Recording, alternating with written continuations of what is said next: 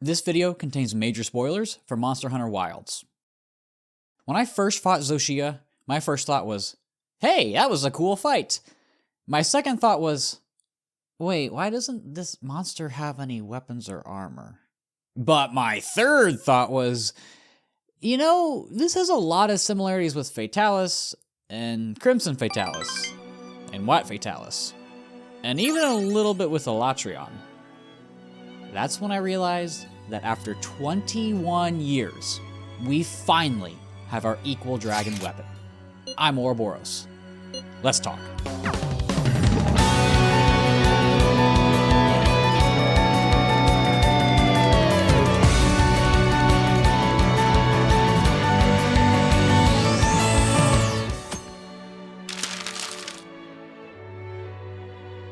For those of you who don't know, the equal dragon weapon was a concept thrown around during the development of the very first Monster Hunter game.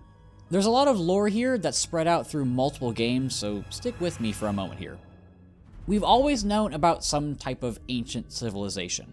There are remnants of it in tons of different maps, but in Wilds, we actually get some more concrete answers. Wyveria is basically all but explicitly stated to be the capital of said ancient civilization. They reveled in limitless energy and were able to literally create life. These life forms came to be known as constructs. To contain their power, they're not able to reproduce, and they don't require any food to live. Instead, they feed on Wilk, which flows abundantly in the ruins of Wyveria. At some point, however, the ancient civilization created the equal dragon weapon, an amalgamation of over 30 different dragons. There's some conflicting information on whether the equal dragon weapon was the cause of the Great Dragon War, or was created in the midst of it. But regardless of its time of creation, one thing is known for certain. The equal dragon weapon accelerated the fall of both dragons and humans alike during the conflict. The fighting was so fierce that dragons and humans both drove each other to the verge of extinction. So that's the basic rundown of how and why the equal dragon weapon was created. In the intro, I said that this moment was 21 years in the making. Well, this really only exists as a concept art for the original Monster Hunter game. Everything else was mostly put together piece by the community.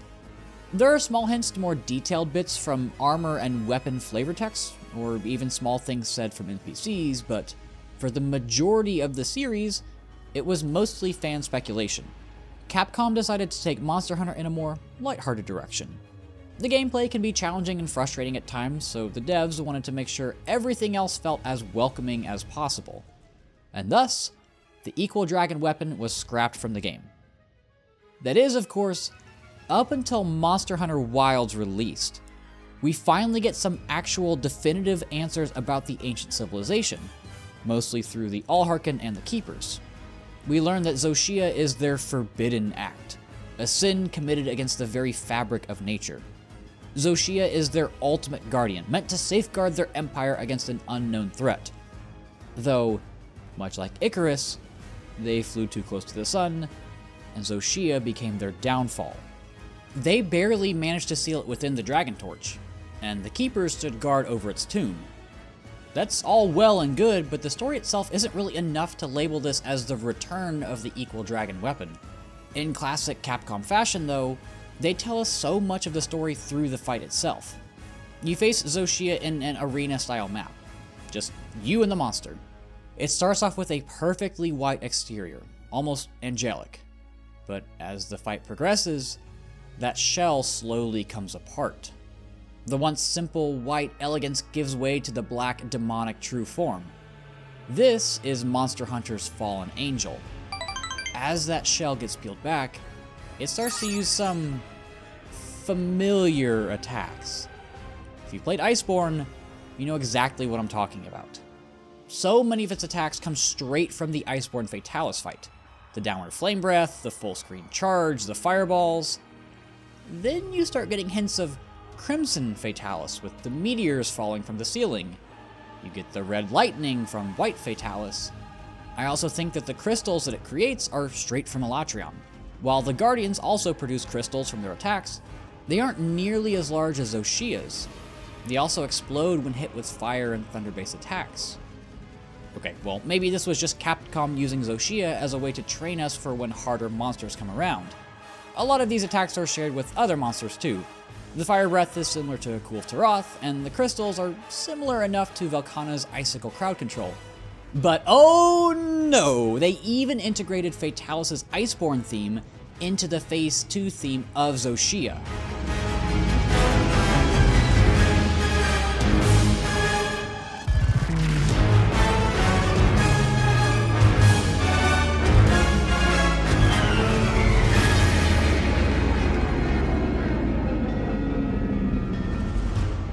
All of this is to say that there is zero doubt in my mind that not only is Zoshia the ancient civilization's successful attempt to create a black dragon, but it is also the equal dragon weapon.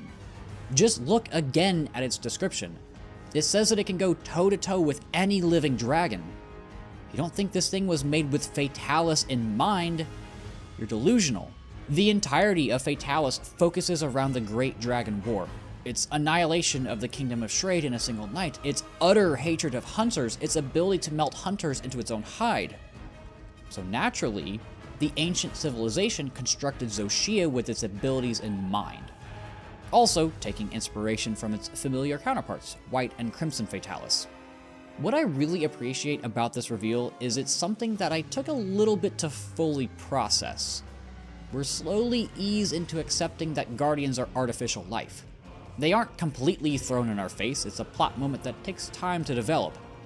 And only once we fully come to terms with this revelation, do we finally meet Zoshia. And it's not like all the characters start suddenly talking about it like it's the equal dragon weapon. In fact, that name isn't ever mentioned in Wilds at all. It's something that we as a community slowly realized. There's just too many coincidences to ignore. Moments like these are almost always so much more special, when the developers give you time to process an event or location or character in a story, and then let you come to your own conclusions. That is good storytelling. Implicit narratives are always going to be more satisfying and rewarding than explicit ones, because it feels like you're the one to put the pieces together, rather than the writers giving you everything on a silver platter. The slow realization that Zoshia is the equal dragon weapon is one of my favorite moments in the series. This is the first video of my 2025 Monster Hunter May. Each Sunday, I will be posting a new video focused on something Monster Hunter related. It may be about the series in general, or it may be about Wild specifically. I did the same thing last year, and it went incredibly well, so, because my ego is so heavily influenced by seeing big numbers, I'll be doing it again this year. Feel free to check out last year's videos if you haven't, and enjoy the next videos if you're watching this after they've already released. Regardless, I'm so happy to see the equal dragon weapon come to this series in this way. The fight is really exceptional, even disregarding all of the lore implications, but once you understand the weight of it, it becomes even more fantastic. Zoshia is the equal dragon weapon we've all been waiting 21 years to finally fight. Thanks for watching.